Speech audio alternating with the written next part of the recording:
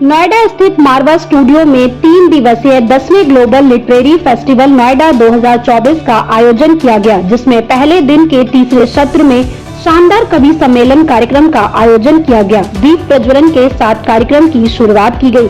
कार्यक्रम में doctor Sandeep Marwa, festival president and chancellor, art university of media and arts, Acharya Satyendra Narayan, Amit Sharma, BJP leader and director, Surat textile shop brokers association, doctor BL Gaur, प्रसिद्ध लेखक, सुशील Bharti, festival director मौजूद रहे। कार्यक्रम में बुके भेंट कर अतिथिगण का स्वागत किया गया। Doctor Sandeep Marwa, festival president and chancellor, art university of media and arts ने सभी लोगों का शुक्रिया किया और कहा, हमारे देश की सारी संस्कृति कविताओं में लिखी है।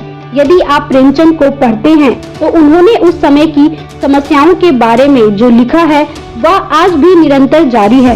वहीं अगर हम चेतन भगत को पढ़ते हैं तो ऐसा लगता है हम वर्तमान में जी रहे हैं। वहां मौजूदा अतिथिगण ने भी कविताओं के जरिए अपने विचारों को साझा किया और साहित्य को जिंदा रखने पर जोर दिया। बता दें कि कार्यक्रम में प्रसिद्ध कवियों ने कविताओं के माध्यम से जागरूक किया, जिसमें कई विषयों पर कविताओं को सुनाया गया।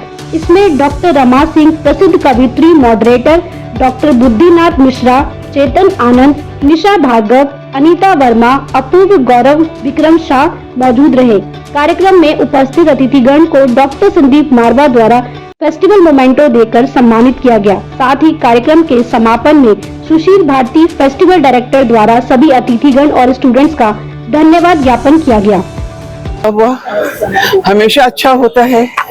मैं पिछले 9 वर्ष से इससे जुड़ी हुई हूँ।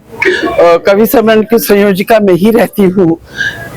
सुशील जी का आदेश होता है 5 मिनट में कवियों के नाम बताओ, और उस 5 मिनट में जो कवि याद आ जाते हैं वो आपके मंच पे होते हैं और आप लोग उनको बहुत पसंद करते हैं, सबको बड़े प्रेम से सुनते हैं।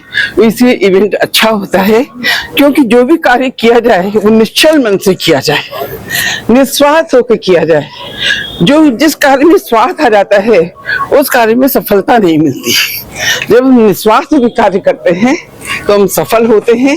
ये सब वो कवि हैं जो बहुत गहरे तक बैठे हुए हैं, बहुत गहराई से सोचते हैं, बहुत अच्छा लिखते हैं। पर आजकल जैसे हर जगह राजनीति है, साहित्य में भी राजनीति आ गई है। बहुत से ऐसे कवि जिनको बड़े मंच नहीं मिलते, वो इस मंच पे आके बहुत बड़ी बड़ी जगह जाते हैं। ये मंच उनको आगे बढ़ाने में प्रेरणा देता है और बहुत सुंदर मंच है ग्लोबल लिटरेरी फेस्टिवल, और आगे जाए, हमेशा इसी तरह चलता रहे। आप लोगों का सहयोग मिलता रहे, क्योंकि विद्यार्थियों का सहयोग मिलना बहुत जरूरी है। ये 10वें ग्लोबल लिटरेरी फेस्टिवल में आके बहुत अच्छा लगा। पिछले साल भी मैं आया था, और ये नोएडा जैसे जंगल के, जो सीमेंट का जंगल है, नोएडा को सीमेंट का जंगल बोलते हैं, उसमें साहित्यिक गंगा बहाना ये मारवा स्टूडियो और AFT का बहुत बड़ा कमाल है। मैं साधुवाद देता हूँ, उन्हें बधाई देता हूँ कि बड़ा मुश्किल काम कर रहे हैं। मैं समझता हूँ कि अंधेरे में लालटेन लेकर चलने का प्रयास है, जो निश्चित रूप से सफल हो रहा है। इससे जितने स्थापित कवि हैं वो तो सबके सामने आते ही हैं, लेकिन नवोदित कवियों को भी जो प्लेटफॉर्म दे रहे हैं आप लोग, ये वास्तव में संदीप मारवा साहब और सुशील भारती जी बहुत बहुत बधाई के पात्र हैं।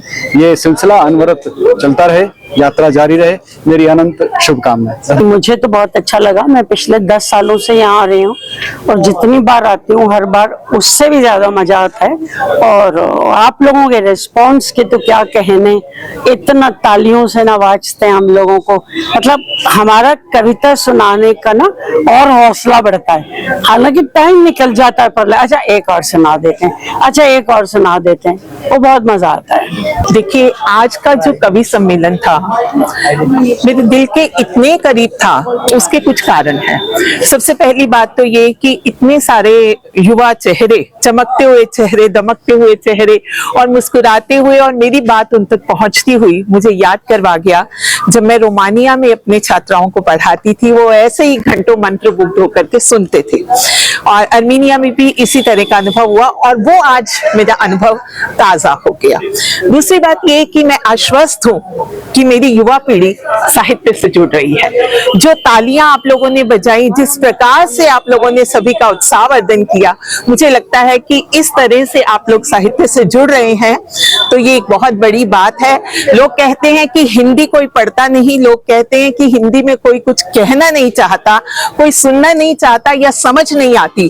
तो हिंदी दिवस का ये जो पखवाड़ा चल रहा है उसमें मैं एक बात आप तक पहुंचाना चाहती हूँ कि मैं आश्वस्त हूँ कि मेरे देश का युवा हिंदी से जुड़ रहा है और हमें घंटों सुनने को तैयार है। बहुत बहुत शुभकामनाएं। हिंदी अपने बल पर बढ़ रही है और आप लोग बढ़ा रहे हैं उसको। इस समय जो सही आंकड़ा जो है वो ये है कि हिंदी विश्व की सबसे ज्यादा बोली जाने वाली भाषा है। सही आंकड़ा है ये। और उसके बाद जो है मंदारिन है और उसके बाद अंग्रेजी है, तृतीय स्थान पर अंग्रेजी है। धन्यवाद।